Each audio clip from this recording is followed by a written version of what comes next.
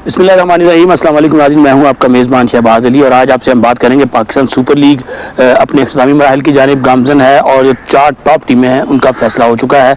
पेशावर ज़ल्मी और मुल्तान सुल्तान तो खैर काफ़ी दिन पहले ये तय हो गया था कि वो इस लीग के जो प्ले ऑफ मरहला है उसके लिए क्वालिफाई करने में नाकाम रहेगी, लेकिन पेशावर ज़ल्मी आखिर तक जो है वो इस लीग के और इस दौड़ में शामिल रही। लेकिन कल जिस तरह रावलपिंडी स्टेडियम में हमने देखा कि पेशावर ज़ल्मी को जो शिकस्त हुई बिल्कुल एकतरफा किस्म की शिकस्त का सामना करना पड़ा, तो अब ये बात तय हो चुकी है कि पेशावर ज़ल्मी और मुल्तान सुल्तान जो हैं 2 टीमें PSL 10 में उनका सफ़र अपने इख्तिताम को पहुंच चुका है। मुल्तान सुल्तान में अगर हम बात करें तो सिर्फ मोहम्मद रिजवान एक ऐसी परफॉर्मेंस रही है पूरी लीग में जिसको हम कह सकते हैं कि काबिल ज़िक्र परफॉर्मेंस थी।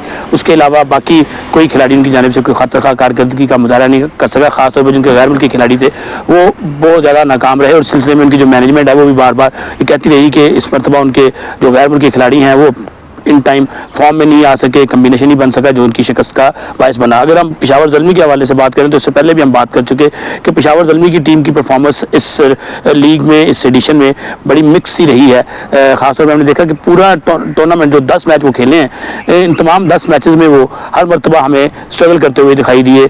कभी साइम अयूब अच्छा परफॉर्म नहीं कर पा रहे थे, उनकी वजह से उनका कम्बिनेशन नहीं बन पा रहा था। कभी बाबर आजम हमने देखा कि नंबर 3 तो ओपनर ही होते हैं लेकिन नंबर 3 पे भी आते हुए हमें वो दिखाई दिए। इसके अलावा हमने देखा कि अगर पेशावर ज़ल्मी को इस पूरे लीग में हम अगर समराइज़ करें तो एक उनके नौजवान फास्ट बॉलर अली रज़ा जिसको हम इस लीग की फाइन कह सकते हैं, उसके अलावा मुआज़ सदाकत ने बड़ा अच्छा परफॉर्म किया और अब्दुल समद। अगर हम अब्दुल समद की बात करें तो जो आखिरी मैच हमने देखा लाहौर कलंदर्स के साथ रावलपिंडी स्टेडियम में गुज़िश्ता रात, तो लग ये रहा था कि सिर्फ पेशावर ज़ल्मी की तरफ से अब्दुल समद अकेले ही फील्डिंग कर रहे हैं, बाकी तमाम फील्डर जो हैं उन्होंने कैचेस ड्रॉप किए, लेकिन अब्दुल समद ने कल 3 कैचेस किए।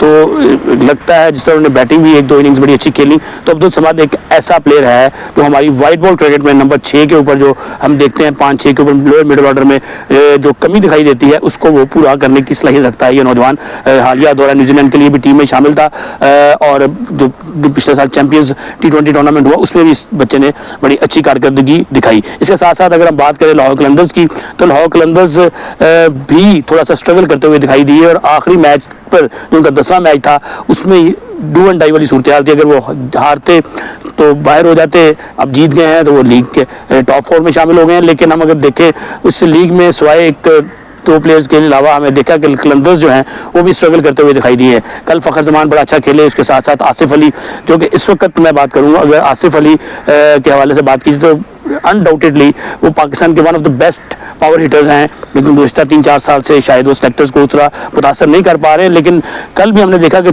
छोटा सा उनका बैटिंग थी लेकिन बड़ा अच्छा खेले, 2 छक्के मारे उन्होंने बड़े शानदार, उन्होंने दिखाया कि उनमें अभी भी दमखम बाकी है, सिर्फ ज़रूरत है कि उनको यूटिलाइज़ किया जाए। मजमूई तौर पर अगर हम बात करें कलंदर्स और पेशावर ज़ल्मी के कल वाला जो मैच था तो इसमें हमने देखा कि बॉलर्स के लिए बहुत मुश्किल सूरत हाल थी, लेकिन फील्डर्स के हवाले से जैसे मैंने बात की कि पेशावर ज़ल्मी के भी फील्डर्स ने कैच छोड़े और लाहौर कलंदर्स के भी। कल ऐसे लगा कि सिर्फ अब्दुल समद के अलावा शायद किसी फील्डर ने कैच पकड़ने का जो इरादा कर रखा था, सिर्फ अब्दुल समद ऐसे फील्डर थे जिन्होंने जो भी कैच उनकी तरफ गया वो किया है। उसके साथ साथ अगर हम आगे चलें, अब लीग आज उसका आखिरी मैच इस्लामाबाद में खेला जाएगा और उसके बाद लीग का जो प्ले ऑफ मरहला है वो लाहौर में आ जाएगा। अगर हम लीग के अब तक के कमबैक के हवाले से बात करें तो एक कौमी जज्बा हमें दिखाई दे रहा है रावलपिंडी क्रिकेट स्टेडियम में। हमने पहले रोज़ देखा हमारे सिपा सलार चीफ ऑफ आर्मी स्टाफ और इस वक्त पूरी कौम का फ़ख्र है और तमाम अफवाज पाकिस्तान इस वक्त हमारा फ़ख्र है, इस पर तो दो राय है ही नहीं। जिस तरह उन्होंने अपने से कई गुना बड़े दुश्मन के दांत खट्टे किए हैं, जिस तरह उनकी पजीराई की जा रही है,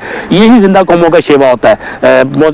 chairman Pakistan cricket board Syed Mohsin Raza Naqvi इस मामले में तमाम जो इंस्टीट्यूशन है इस मुल्क के उनसे बाजी ले गए हैं। उन्होंने उनसे पहले क्रिकेट एक ऐसा इंस्टीट्यूशन था या क्रिकेट एक ऐसे ग्राउंड थे जहाँ पे अपनी अफवाज को खुल्लम खुला दुनिया के सामने जिस तरह इस्लाम पेश किया गया, जिस तरह उनकी पजीराई की गई, जिस तरह उनकी कुर्बानियों को सराहा गया, जिस तरह उन्होंने जो इस मुल्क के लिए काम किया उसको सराहा गया, इसकी मिसाल बहुत कम मिलती है। ये ही जिंदा कौमों का शेवा होता है जो हमने किया। और ख़ास तौर पे हमारे जो सिपा सालार हैं हाफिज़ सैयद आसिम मुनीर साहब जिस तरह स्टेडियम में आए और उन्होंने आगे लोगों को देखा, तो ये कौम का एतमाद है। जो लोग इससे पहले क्योंकि सियासत पे तो नहीं है लेकिन लोग बहुत बातें कर रहे थे कि फौज के साथ अवाम नहीं है, लेकिन दुनिया को अब ये पैगाम मिल जाना चाहिए कि पाकिस्तान की 24 करोड़ अवाम जो है वो अपनी अफवाज पाकिस्तान के पीछे सीसा पलाई हुई दीवार की तरह खड़ी हैं और पीछे खड़े रहेंगे। दुनिया को अब ये पैगाम मिल जाना चाहिए कि पाकिस्तान की 24 करोड़ आवाम जो है वो अपनी अफवाज पाकिस्तान के पीछे सीसा पिलाई हुई दीवार की तरह खड़ी हैं और पीछे खड़े रहेंगे। और अगर किसी ने कभी गलती की दोबारा हमारी तरफ आंख उठाकर देखने की तो वो आंख निकाल ली जाएगी।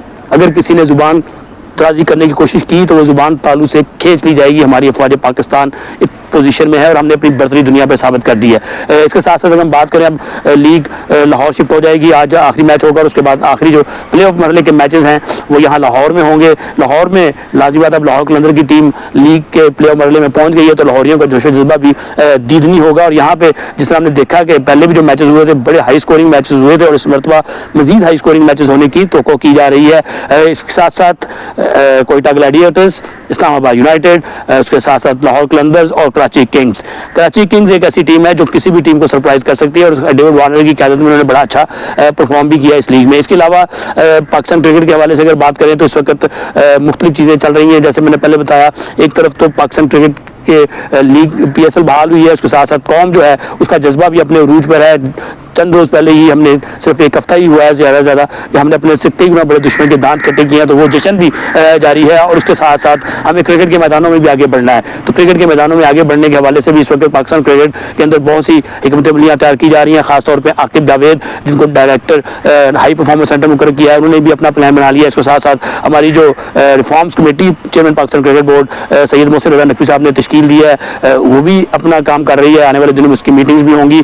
और जिस तरह हमारे डायरेक्टर डोमेस्टिक हैं उस कमेटी में खुरम न्याजी साहब, उसके साथ साथ ख्वाजा नदीम और उनके साथ साथ तारिक सरवर और दीगर लोग जो रीजन्स के नुमाइंदे हैं, बड़े एक्सपीरियंस हैं। और तो ये है कि एक अच्छा, क्योंकि इस वक्त पाकिस्तान के अल्हम्दुलिल्लाह अच्छे दिन चल रहे हैं, तो हमारी क्रिकेट के भी अच्छे दिन शुरू होने वाले हैं या शुरू हो चुके हैं। मैं कहूँगा कि ये जो लोग बैठे हुए हैं एक अच्छा ऐसा इंफ्रास्ट्रक्चर बना कर लाएंगे, एक ऐसा निज़ाम क्रिकेट के लिए लाएंगे जो कि आने वाले दिनों में पाकिस्तान क्रिकेट को अपने उरूज पर लेके जाएगा। तो यही है कि जो मैंने जैसे बात की कि ख्वाजा नदीम जो कि सदर है लाहौर रीजनल क्रिकेट एसोसिएशन के, बड़े एक्सपीरियंस हैं। उनके साथ साथ खुरम न्याजी जो कि डायरेक्टर डोमेस्टिक हैं, बड़ा एक्सपीरियंस है, इससे पहले सेंट्रल पंजाब में भी वो काम कर चुके हैं और बहुत काम उन्होंने किया है। जिस तरह हालिया जो चैलेंज कप चल रहा है, जिस तरह उन्होंने परफॉर्मेंस बेस्ड जो ट्रायल्स का एक सिस्टम होता है जिसमें बहुत सारे सिफारशी लोग आगे आ जाया करते थे, उसका कला कमा किया है और परफॉर्मेंस बेस्ड चीज़ें हो रही हैं। तो आने वाले दिनों में हम देखते हैं कि हमारी क्रिकेट और अच्छी होगी। इसी तरह तारिक सरवर हैं, उसके साथ साथ तनवीर पानेज़ई, ज़फ़रुल्लाह जदवाल, ये तमाम वो लोग हैं जो बड़े एक्सपीरियंस लोग हैं और उनसे तवक्को है कि बड़ा अच्छा फैसला पाकिस्तान क्रिकेट के लिए करेंगे।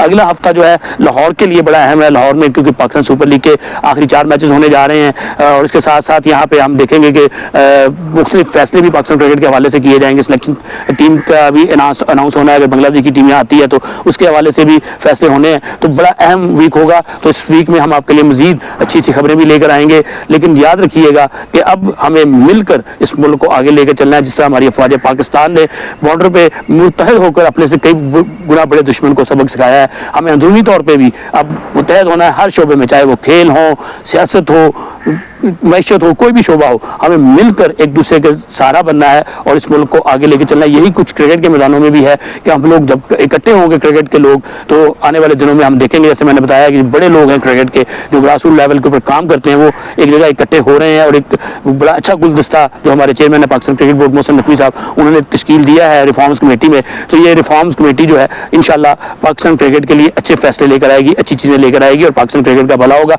हमें देखते रहिएगा, अपनी राय से भी जरूर आगाह कीजिएगा। आपके लिए मजीद स्टोरी लेकर हाजिर होंगे। इस वक्त मुझे इजाज़त दीजिए। अल्लाह हाफिज़।